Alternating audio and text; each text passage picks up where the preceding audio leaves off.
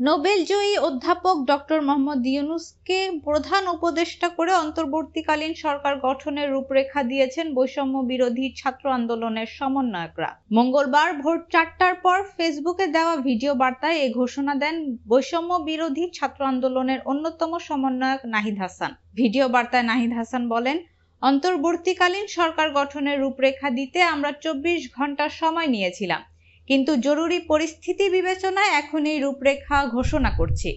আমরা সিদ্ধান্ত নিয়েছি ডক্টর মোহাম্মদ ইউনূসকে প্রধান উপদেষ্টা করে ছাত্র নাগরিক অভ্যুত্থানের অন্তর্বর্তীকালীন সরকার গঠন করা হবে।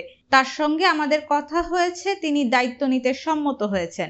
নাহিদ ইসলাম আরো বলেন, প্রিয় মুক্তিকামী ছাত্র জনতা, আমরা দেখতে পাচ্ছি আমাদের এই অভ্যুত্থান ও বিপ্লবের পরেই অরাজকতা নাশকতা করছে ফ্যাসিস্ট এবং তাদের দোসররা। আমরা দেখতে পাচ্ছি বিভিন্ন জায়গায় গোলাগুলি চলছে, মন্দিরে হামলা হচ্ছে এবং নাশকতা ও লুটপাট চলছে। আমরা মনে করি ছাত্র জনতার অভ্যুত্থানকে নস্যাৎ করার জন্যই এই ধরনের ঘটনা ঘটানো হচ্ছে।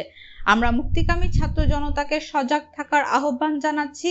আইন শৃঙ্খলা বাহিনীকে সহায়তা করার জন্য মুক্তিকামী ছাত্র জনতাও রাজপথে থাকবে। বৈষম্য বিরোধী ছাত্র আন্দোলনের অন্যতম এই সমন্বয়ক বলেন, অন্তর্বর্তীকালীন সরকার গঠন না হওয়া পর্যন্ত মুক্তিকামী ছাত্র জনতাকে রাজপথ থেকে অভ্যুত্থানকে রক্ষা করতে হবে। ছাত্র জনতার প্রস্তাব ছাড়া কোনো ধরনের সরকার মেনে নেওয়া হবে না।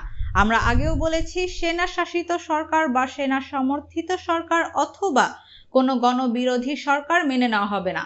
এর আগে সোমবার রাজধানীর তেজগাঁওয়ে এক সংবাদ সম্মেলনে নাহিদ ইসলাম বলেন, আগামী ২৪ ঘন্টার মধ্যে আমরা একটি অন্তর্বর্তীকালীন জাতীয় সরকারের প্রস্তাব করব।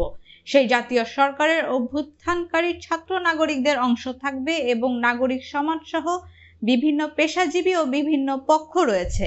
সবার প্রতিনিধিত্ব নিশ্চিত করতে তাদের সঙ্গে আলোচনার মাধ্যমে আমরা অন্তর্বর্তীকালীন জাতীয় সরকারের রূপরেখা ও সেই সরকারের কারা কারা থাকবেন তাদের নাম ঘোষণা করব।